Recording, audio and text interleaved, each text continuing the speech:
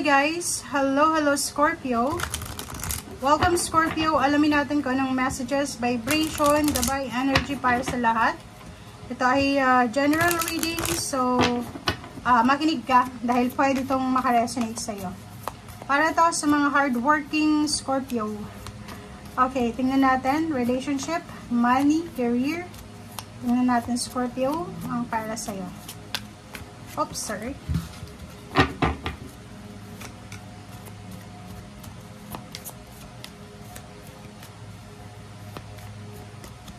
Scorpio.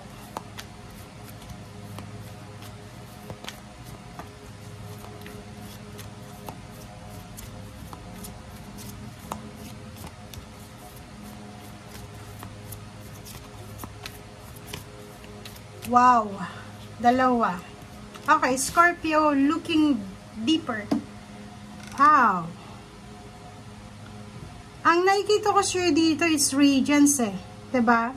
So, kung makikita mo dito, Scorpio, ano man tong naiisip mo sa ngayon, sinasabi ng baraha sa'yo na gawin mo siya, okay? Marami kang gustong gawin, marami kang gustong simulan. Same with the Pisces. Nakikita ko sure dito na may kailangan kang alisin sa buhay mo, may kailangan kang itulak palabas sa buhay mo. Marami kang pwedeng mapuntahan, marami kang pwedeng maggawa sa buhay mo, pero meron ka na connection. It's either habits, it's either gambling, magaling ka bang, or mahilig ka bang mag-gamble, mahilig kang uminom ng alak, sigarilyo, or any vices, mga unhealthy na posibleng nagiging hindrance siya para sa pagtatagumpay mo. So, sinasabi ng brasser dito, meron ka na ability sa iyong buhay, sa kailaliman ng iyong pagkatao, meron kang ibubuga.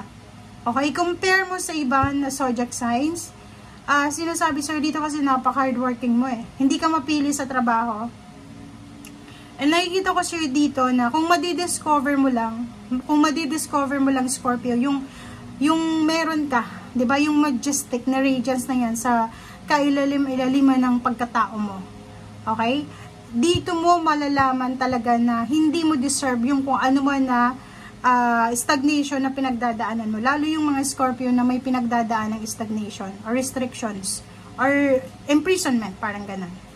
So, sinasabi sir dito na it's time na, okay? It's time to renew your life, clutter, declutter, start over, start fresh, parang ganon. Huwag kang matakot. Kasi yung iba sa inyo dyan, ayaw lumabas sa comfort zone. Lalo yung iba, okay? Sorry pero meron sa inyo dito, Scorpio, na hindi maganda yung relationship mo. Sa either asawa, live-in partner, boyfriend, girlfriend, parents, siblings, office mates, or sa acquaintance or kapitbahay. Pero, hinahayaan mo lang. Kasi comfort zone mo yun eh. Iniisip mo, may anak ka. Kung magkikipag-iwalay ka, pwedeng masira yung future ng anak mo, which is hindi mo naman alam na baka if naghiwalay kayo is magiging mas maayos yung future ng anak mo, parang gano'n. So, dito nakikita ko na is time na, oras na para ma-realize mo, mag-reflect ka. Isipin mo, ano ba itong nakakasagabal sa pag-improve ng buhay ko? Bakit hindi lumalago yung buhay ko? So, it's time na para pag-isipan mong mabuti. Okay? Mag-isip ka ng mabuti.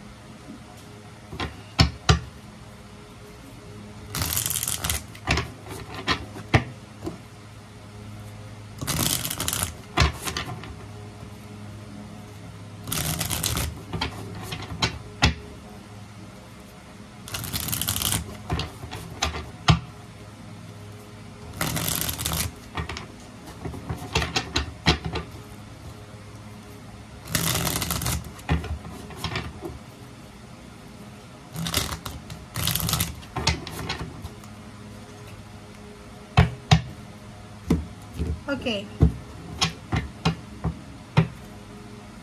Scorpio. First card natin is Queen of Cups. So, feminine energy is your energy since it's water sign.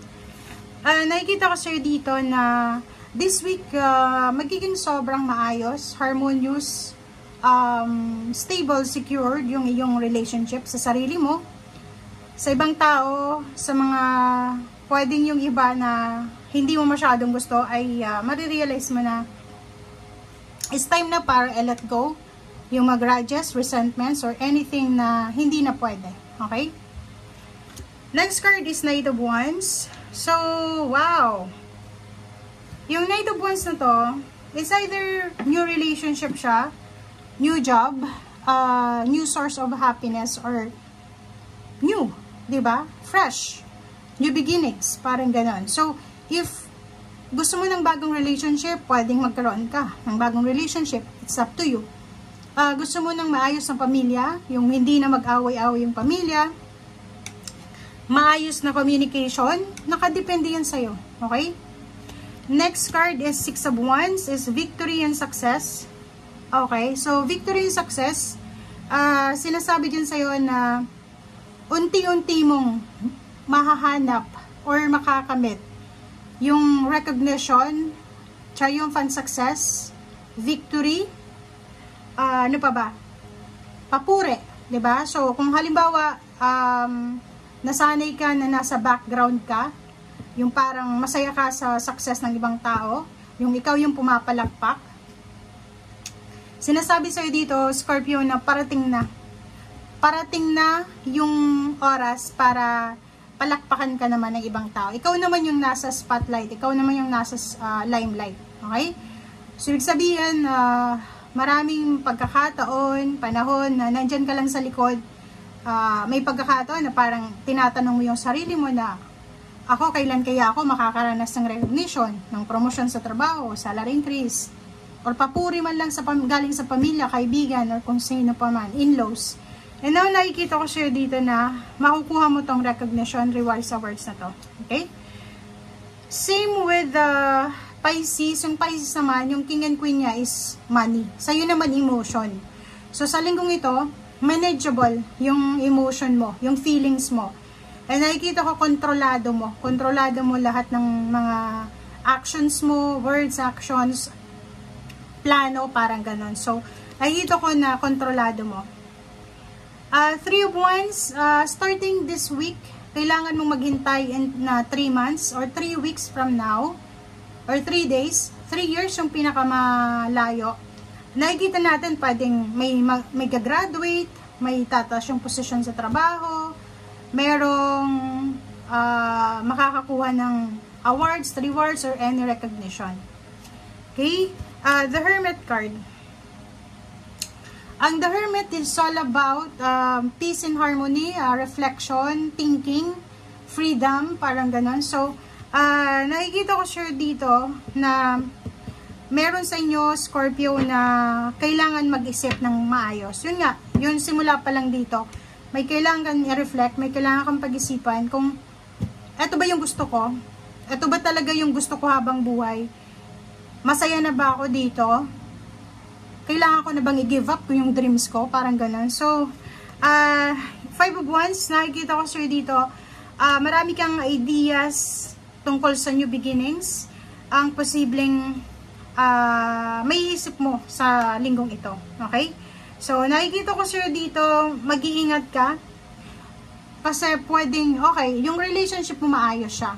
Maayos yung relationship mo.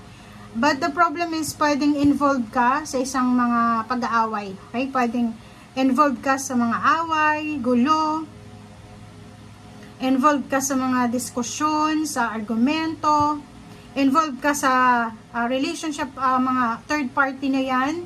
Or pwedeng ma-involved ka sa isang pag-uusap na pwedeng nagbigay ka lang naman ng komento. Tapos yung blame na yan ay ibigay na sa'yo. Mag-iingat ka. Meron ditong incoming news about celebration. Celebration of birth ng baby. Celebration of new life. Parang ganon. Celebration like fiesta, birthday celebration, baptism, or any celebration na possible. Yung Seven of Swords dito, mag-iingat ka talaga. Kasi pwedeng may isang tao na naiinggit sa'yo. At ang taong ito, it's either Virgo or pwedeng Capricorn. Dalawang babae ito, pwedeng Capricorn. Yung isa dito, Virgo. Sobrang inggit ng Virgo na to sa'yo. Kasi unang-una, itong taong to na naiinggit sa'yo, unang-una, physical na anyo. Kung babae ka, kiniinggitan ka kasi pwedeng sexy ka, maganda, matalino, masipag. Ang taong to'y sobrang tamad, pangit, parang ganon. Or pwedeng ang taong ito is wala siya kung ano yung meron ka. Yung relationship mo is stable, secured, nakapag-asawa ka ng maayos na tao. So nakikita ko na posibleng yung taong yan, binabantayan ka niya para magkamali ka. Or pwedeng binabackstab ka din niya. Okay? So thank you guys for watching and see you again. Bye!